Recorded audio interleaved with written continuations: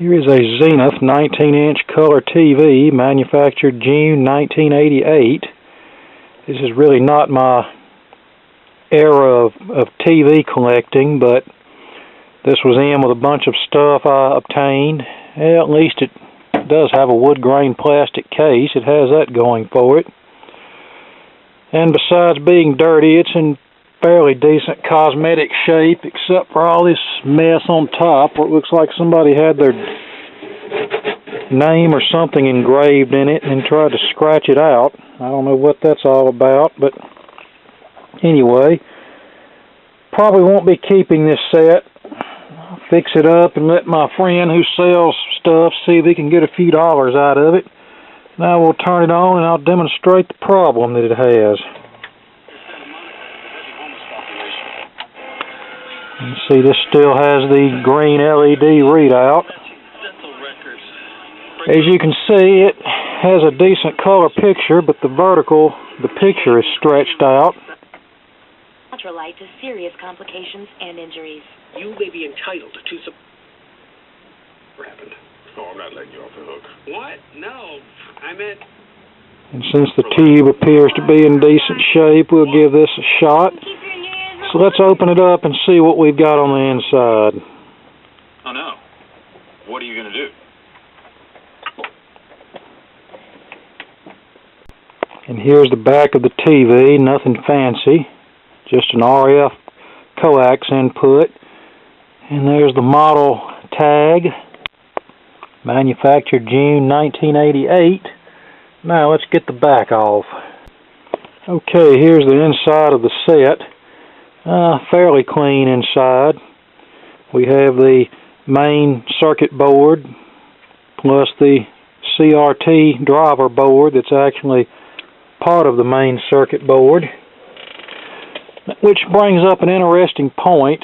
When solid-state color TVs first appeared, many manufacturers started using modular designs, as in each circuit was on an individual plug-in circuit board, so when something happened, you could just replace the defective module and be back in business. Well, Zenith did that along with several other manufacturers. Well, by the early 1980s, most manufacturers had gotten away from the modular concept and went to a single board chassis, which meant you could no longer just replace the defective module. You actually had to repair the circuit board to the component level. Well, Zenith was one of the few manufacturers that kept the modular concept. Even into the era of single board construction, such as this TV, Zenith actually offered this whole chassis as a replaceable module. I remember back in the mid-90s, I could get this whole chassis for around $50 with exchange of the old board, but which that was sometimes economical back in those days. But I always tried to repair these to the component level, and that's what we're going to do today. So first we'll remove this module, if you will, and see what the problem is. And in order to remove this chassis, we have to remove a 1/4-inch bolt from here, here, here, and here. And there should be a Phillips head screw behind the control door that has to be removed, and then the chassis should just slide out the back. And here's the Phillips screw that's located behind the auxiliary control door that must be removed. Okay, we now have the chassis out. And the area we want to look in is the vertical deflection circuit, which is this IC mounted on this heat sink and the associated capacitors. If memory serves me correctly, this capacitor right here was failure prone. And I believe this was also the first series of Zenith TVs to have everything on one chassis. In the older days, you had separate modules that could be replaced, like power supply, video output, IF, etc. And it was also the last Zenith that I recall to use the standard green LED channel readout. Everything after this model was all on-screen display. And it was also the first series of Zenith to use a switching power supply based on an STR53041 switching regulator IC, this animal here. They actually used this same basic power supply design up until the early 2000s when Zenith became an obsolete brand or a gold star brand or whatever. In fact, starting in the early 90s on up, the CRTs in the Zenith televisions were not that great, and they were bad about shorting out and blowing out the power supply IC as well as other components. But these in the late 80s, they were still fairly decent. They weren't great, but they were much better than what was to come in a few years. Okay, I think we're back in business now. I actually found 3 capacitors that were questionable.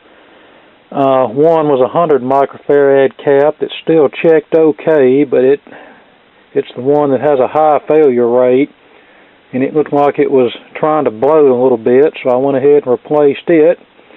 There was a 470 microfarad cap that checked about 420, and I replaced that. But I think the real troublemaker was a 22 microfarad cap that checked about 15 microfarad. And here's the picture, complete with all the digital artifacts. You can see the picture is not stretched out now. And I have the speakers disconnected. That's the reason there's no audio. Okay, so not bad at all. If we can get a signal to come in here. Just really got to love this digital crap. In the old days, you could get a snowy picture that was usable. Now it's all or nothing. Alright, so I have a lot of money on the line here. Okay, here's an infomercial or something. They all look the same. Advertising flat screen TVs, apparently. Almost like my TV. One here. Trying to convince people the wonders of these new televisions. Here is cable TV. So as far as I'm concerned, this old Zenith has about as good a picture as I would ever want to see on any television, so why would I need to buy a new Chinese flat screen TV that will be garbage in 2 years? Well, you didn't win. I mean, this set's, what, 26 years old and still going. It's America. Okay, so actually this is an antenna commercial, not a TV commercial. Sitting on their couch watching broadcast television in standard and high definition. Well, don't be fooled by digital antennas. There's no such thing as a digital antenna. This antenna will work just as well for digital as it did with analog. Okay, before I reinstall the back, let me point out a couple more things. I also checked 2 capacitors in the power supply that have a history of failure.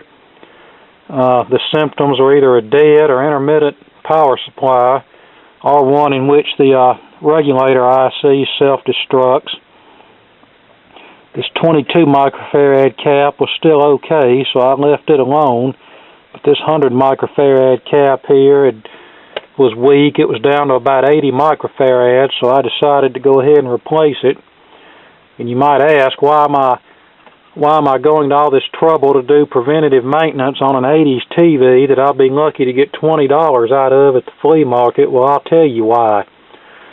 These clowns around here, they'll buy a TV for $10 or $15 or $20, and then whenever it breaks in 3 weeks, they'll be back on my friend like white on rice. I have a friend who sells these things for me because I don't have the patience to deal with people. He has a yard sale, flea market type thing every week. And he said more than once people have brought TVs back 3 or 4 weeks later that they paid hardly nothing for, pitching a fit because they didn't work. And he said it's just easier to give them their money back than to have them make a scene. So I'm trying to prevent this one from coming back, and I really don't think this one will be a problem to anybody. Additional monthly fee. Okay, here we are back together, ready for a new home. Just pay separate processing and handling. I'll probably let my flea market friend take this up the road and try to sell it. Maybe he can get 20 or 25 bucks out of it. Order now. He seems to be about the only one that can sell TVs anymore like this. The proceeding was a paid program. There's several Facebook buy and sell pages around town, but you can usually forget about those because most of the people on those pages are your 18 to 30-year-old crowd who couldn't give a rat's behind about a TV like this. With high cholesterol. About all you see on those pages is particle board furniture and baby clothes, and you know, when a flat screen TV or something does show up on there, they attack it like a dog attacking a bone, but you put a TV up there like this and they act like it doesn't even exist. And I do remember a time when I could have gotten $100 for this set without any problem. But like I said, now we'll be doing good to get 20 or 25 out of it. But still, that's 20 or 25 more than I had to start with, so we'll just see what happens. And if it don't sell, I'll have a spare TV for my arsenal over here.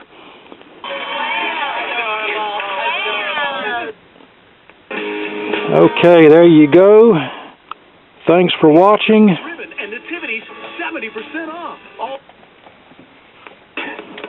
And more to come later. You whispered it so softly. Okay, I'll say one more thing about this antenna commercial. In a way, I'm glad that they're making people aware that you can receive signals with an antenna so they don't have to pay outrageous prices to the cable and satellite companies. But at the same time, you don't have to go out and spend big bucks on an antenna just to receive television. Just a standard antenna will do just fine. And if you live a fair distance away from a transmitter, you might have to get an outdoor antenna. But, you know, don't pay a ridiculous price for some indoor so-called digital antenna. Okay, that's it. Okay, today's project is going to be this Magnavox 25-inch color TV from 1993. This is not the sort of thing that I would want to fix to put in my collection, but I can still get a few dollars for these kind of TVs, so if I can fix it and get 15, 20, 25 bucks out of it, then that'll be that much more money than I had to start with. The guy at the flea market gave me this TV. I think it'd been sitting there over a year, and of course nobody bought it, so I asked him about it, and he said take it with you. Now this TV is totally dead, won't do anything, so we'll open this up and see what's going on with it. And here's the inside of the TV showing the chassis and CRT. This uses the 25S1 series chassis manufactured in February 1993. So now we'll pull the board out and do some checks and see if we can find out what's wrong with this thing. And it looks like I found a problem, which is no surprise with this set. The horizontal output transistor, which is this transistor right here on this heat sink, is dead shorted. And there's also a small soldered in pico fuse that's blown, which is no surprise. And usually what causes the horizontal output transistor in these sets to short is this electrolytic capacitor behind the flyback transformer. It's rated at 100 microfarad, 200 volts. That's a common cause. And also loose connections on the horizontal drive transformer can cause the horizontal output transistor to short. And oftentimes when the horizontal output transistor shorts, it takes out the voltage regulator and the power supply, and this transistor right here that's also in the voltage regulator circuit, as well as some more parts. I hope that's not the case with this set, because like I said, I'll be doing good to get $20 or $25 out of it, and I don't want to have to go through an extensive repair procedure on this set. Okay, it looks like this one got nailed good, but I've seen this problem before. So here's what happened. This capacitor, which is a 100 microfarad, 200 volt capacitor, started going south, and as a result the picture lost horizontal sync intermittently, or that's what the effect usually is when this capacitor goes bad. is the picture will look all scrambled and like it has a loss of sync. And people will usually keep watching the TV until this capacitor goes completely out. And when that happens, this horizontal output transistor shorts out. And when that happens, it blows up these parts in the power supply. This is a tip 47 transistor, and this is an STR30130 voltage regulator IC. And there's also a resistor down here that's smoked, or at least overheated right here, that I think we're going to have to replace. And when that happens, it blows this 2.5 amp fuse right here. Now, had somebody just taken this TV to the repair shop when it first started acting up, we could have gotten by just replacing this capacitor here and the TV would have been fixed. But since they had to continue to use the TV until the thing just completely died, now we have a whole bunch of parts we have to replace. But before I go scrounging parts, I'd like to test the picture tube to make sure it's still reasonably good. The last thing I want is to get the chassis going and discover the tube is so weak that it won't make an acceptable picture. So let's do that right now. Okay, we're connected to the B&K 470 CRT tester, and we have 6.3 volts on the filament. No cathode short, no G1 short. Set our G1 voltage to 50, and we'll set our G2 cutoff for red.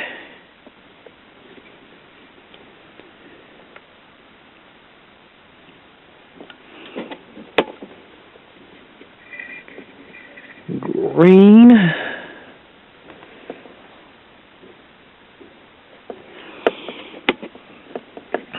And blue.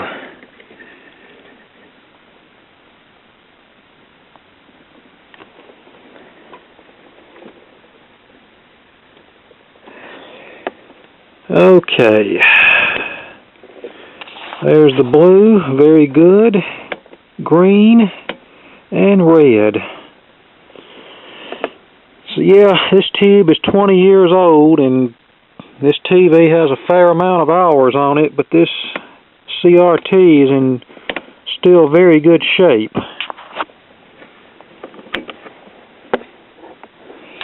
So yeah, I think this television is, well, technically it is worth fixing, and then again it's not worth fixing.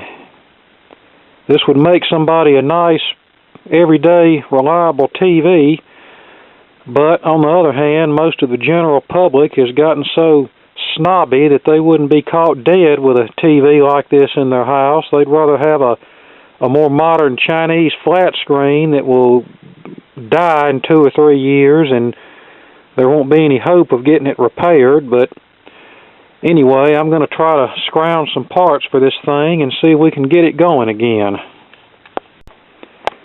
Okay, back on the 25-inch Magnavox TV, I have finally obtained the necessary parts to fix this, or I hope we've got all the parts we need. We have an NTE 2353 horizontal output transistor. We have an STR30130 voltage regulator IC. We have a tip 47 transistor. We have a 100 microfarad 200 volt capacitor, which was the cause of all of this problem when this failed. We have a 1K ohm resistor and a 2.5 amp pico fuse. We'll install these parts into the chassis and hope for the best. We now have all the parts installed on the circuit board, and unfortunately some of the little foil traces decided to flake off of the board. As in here on the horizontal output transistor and on the voltage regulator IC and on the tip 47 transistor. That's one thing I don't like about these older North American Philips Magnavox chassis, or the printed circuit board traces, are not that great. They don't take much abuse. But when that happens, we just simply jump a piece of wire across the damaged trace and we're good to go. Okay, now it's time to put this chassis back in the cabinet and see if it crashes, burns, or works. I hope it works. Okay, success. We have this all put back together and it fired right up. We are Mississippi State University, Meridian. I adjusted the focus and G2 controls on the flyback along with the background controls to get the color temperature a little bit better. And it's got a pretty good picture on it. Only thing wrong with it is the deflection yoke is rattling. Sounds like it has rocks in it. And that was a common problem on these Magnavox sets. I don't think it'll pose any functional issues. It'll just be noisy. And I'm really not worried about it. Probably not going to keep this TV. It's probably going to have to find another home, but I've got a friend that can still sell these and get a few dollars out of them, so might let him try to sell this. Try some more channels here. Mine is heavyweight material to construct our bed. We can build both kids. Get haircut. Yeah, but not by Edward Scissorboot. So she's a little hot, all right? The consensus that we should at least be cautious about these claims, in that the